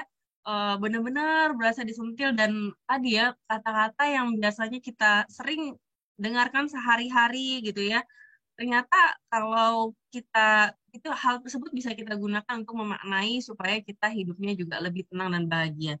Nah, jadi di mana kita seringkali tuh mengira bahwa hasil kerja kita selama ini ya bagaimana kita mengumpulkan pundi-pundi harta dan segala macam gitu ya, terus seringkali kita merasa itu otomatis menjadi hak kita gitu, itu milik kita dan itu adalah hasil kerja kita. Padahal ya seperti kita tahu Allah yang maha menghebatkan dan Allah yang maha memberikan rezekinya, dan ternyata itu semua seperti apa dikatakan oleh Pak Farid ya, bisa jadi itu semua akan ada habis masa pakainya dan itu semua hanya hak guna pakai kok dari Allah, karena semua itu hanyalah titipan Allah yang pada akhirnya akan kembali lagi juga ya kepada sang pemiliknya.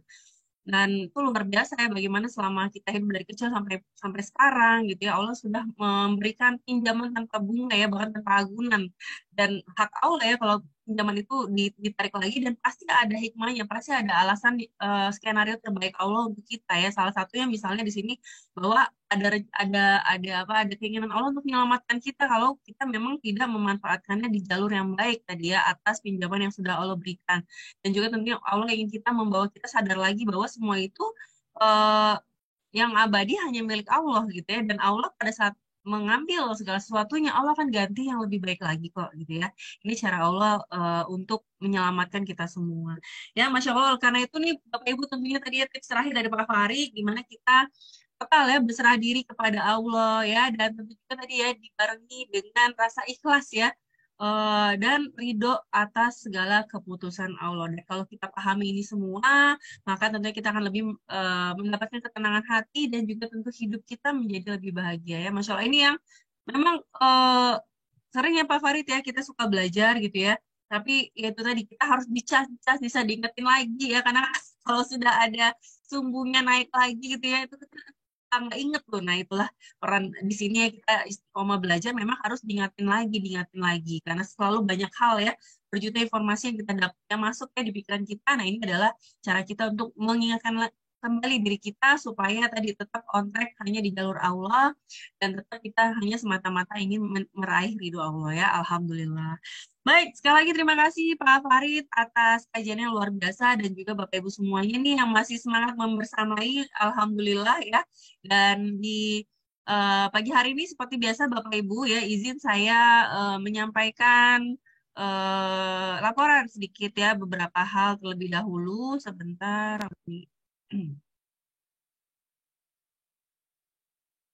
Baik.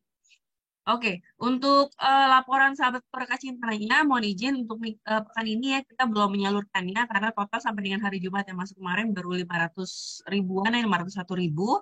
Jadi insya Allah kita akan akumulasikan untuk ke pekan berikutnya ya, seperti itu. Dan laporan nanti akan saya lengkapi di pekan berikutnya. Dan ini adalah terkait dengan praktek training online tadi ya, yang akan diadakan Ahad depan insya Allah dengan saya dan Pak Farid.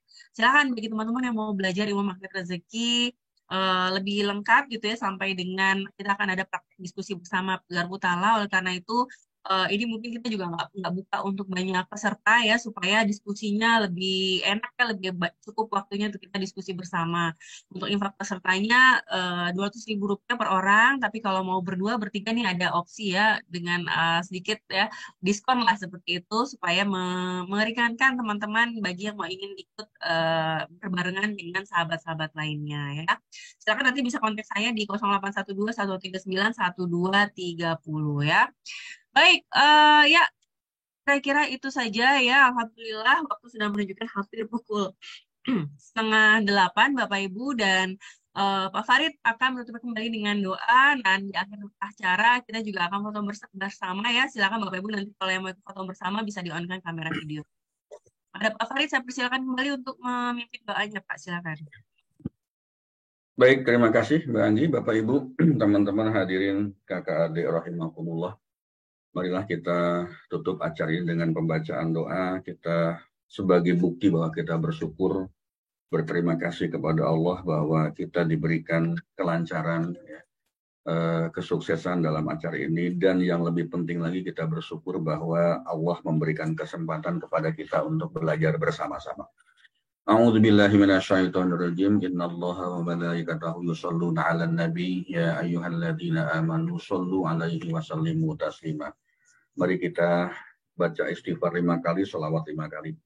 Astaghfirullahaladzim alladzi la ilaha illa huwal hayyul qayyum wa atubu ilaihi. Astaghfirullahaladzim alladzi la ilaha illa huwal hayyul qayyum wa atubu ilaihi. Astaghfirullahaladzim alladzi la ilaha illa huwal hayyul qayyum wa atubu ilaihi. Astaghfirullahaladzim alladzi la ilaha illa huwal hayyul qayyum wa atubu ilaihi. Astaghfirullahaladzim alladzi la ilaha illa huwal hayyul qayyum wa atubu ilaihi. Allahumma sholli ala Muhammad wa ala ali Muhammad. Allahumma sholli ala Muhammad wa ala ali Muhammad. Allahumma sholli ala Muhammad wa ala ali Muhammad. Allahumma sholli ala Muhammad wa ala ali Muhammad. Allahumma sholli ala Muhammad wa ala ali Sayyidina Muhammad. Ya Allah, ya Ghafur, Engkaulah Maha Pengampun, Engkaulah Maha Pengasih dan Maha Penyayang. Ampunilah dosa-dosa kami, ya Allah, dosa keluarga kami ya Allah, dosa anak, istri, suami, pasangan kami ya Allah, dosa kedua orang tua kami, dosa para pemimpin kami ya Allah. Jadikanlah kami orang yang senantiasa mendapat hidayah-Mu, ampunan-Mu, dan kelak juga mendapatkan syafaat dari Rasulullah SAW di yaumil qiyamah. Ya Allah, cukupkanlah kami dengan rezeki-Mu yang halal, sehingga kami terhindar dari yang Engkau haramkan, ya Allah. Kayakanlah kami dengan karunia-Mu, sehingga kami tidak perlu meminta selain kepada Engkau. Ya Allah, sesungguhnya aku memohon kepada Engkau, agar melimpahkan rezeki kepada kami, berupa rezeki yang halal, rezeki yang luas, dan rezeki yang kami ambil tanpa harus susah payah, tanpa memberatkan kami, ya Allah, tanpa membahayakan kami, ya Allah, dan tanpa rasa lelah dalam memperolehnya. Sesungguhnya Engkau berkuasa atas segala sesuatu, ya Allah. Ya Allah, tambahkanlah rezeki kepada kami. Jangan Engkau kurangi, muliakanlah kami, jangan Engkau hinakan. Berilah kami dan jangan Engkau halangi. Pilihlah kami dan jangan Engkau tinggalkan kami. Dan janganlah Engkau cegah kami dari sesuatu yang Engkau ridhoi. Ya Allah, ya Rabb, perbaikilah agama kami yang menjadi pokok urusan kami. Lapangkanlah tempat tinggal kami, ya Allah, dan berikanlah keberkahan pada rezeki-rezeki kami. Rabbana atina fid dunya hasanah, fil akhirati hasanah, wa qina adzabannar. Wa sallallahu ala sayyidina Muhammadin wa ala alihi wa sahbihi ajma'in. Subhana rabbika rabbil izzati amma yasifun, wa salamun alal mursalin, walhamdulillahi rabbil alamin. Al-Fatihah. A'udzu billahi minasyaitonir rajim. Bismillahirrahmanirrahim. Alhamdulillahirabbil alamin. Arrahmanirrahim. Maliki yaumiddin. Iyyaka na'budu wa iyyaka nasta'in. Ihdinas siratal mustaqim, siratal ladzina an'amta 'alaihim ghairil maghdubi 'alaihim waladdallin. Amin. Bapak Ibu, teman-teman hadirin kakak adik rahimakumullah, mohon maaf kebablasan waktunya dan terima kasih atas segala perhatian. Sekali lagi mohon maaf jika ada hal yang tidak berkenan. Billahi taufiq wal hidayah. Assalamualaikum warahmatullahi wabarakatuh. Waalaikumsalam warahmatullahi wabarakatuh. Terima kasih Pak Farid dan Bapak Ibu semuanya. Ya, alhamdulillah hari ini kita mendapatkan, ya sama-sama Pak, mendapatkan kajian yang begitu mengingatkan kita. Ini saya melihat Mas Raju ya, saya jadi agak tadi teringat Pak Regi ya. Pak Regi tuh saya dapat kabar pas banget Pak Raju sebelum saya berangkat umroh ya. Jadi orang yang baik dan sering ikut kajian juga ya, kalau lihat Regi Februari gitu ya, suka bertanya juga ya. Mungkin kita kirimkan Al-Fatihah karena tiba-tiba kok saya jadi teringat Pak Regi gitu ya, almarhum Pak Regi. Kita kirimkan Al-Fatihah buat almarhum Pak Regi, mudah-mudahan udah orang yang baik dan juga begitu banyak membantu. Insya Allah amalnya luar biasa ya, sering banyak membantu banyak orang gitu ya, dan bersedekahnya juga luar biasa ya di PT Vepro ya. Kita kirimkan Al-Fatihah buat Pak Regi ya, Bapak Ibu semuanya ya, Al-Fatihah. Bismillahirrahmanirrahim.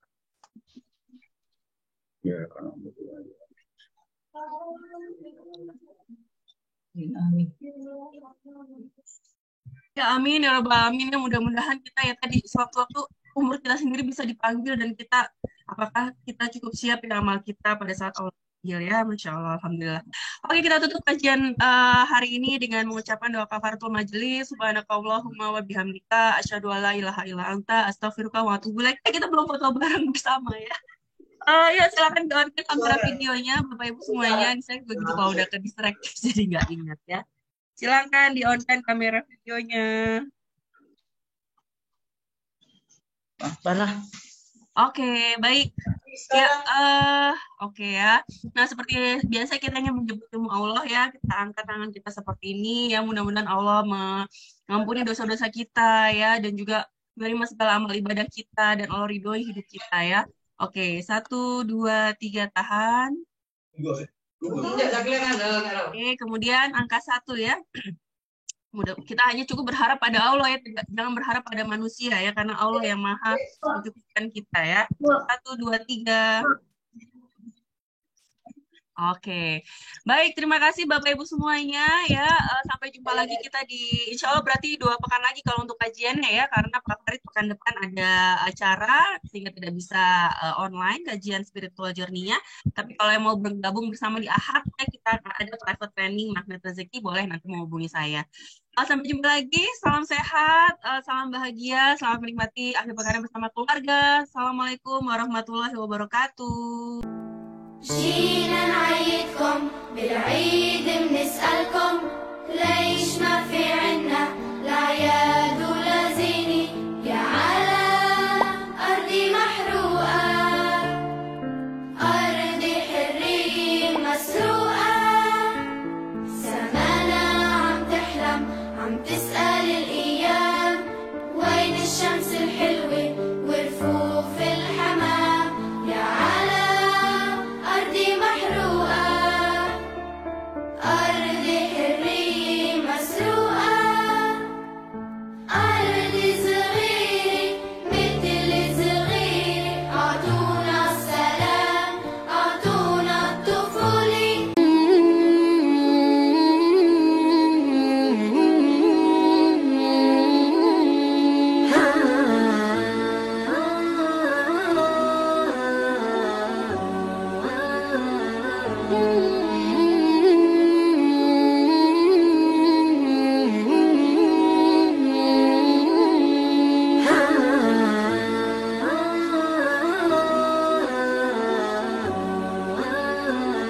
Mm-hmm.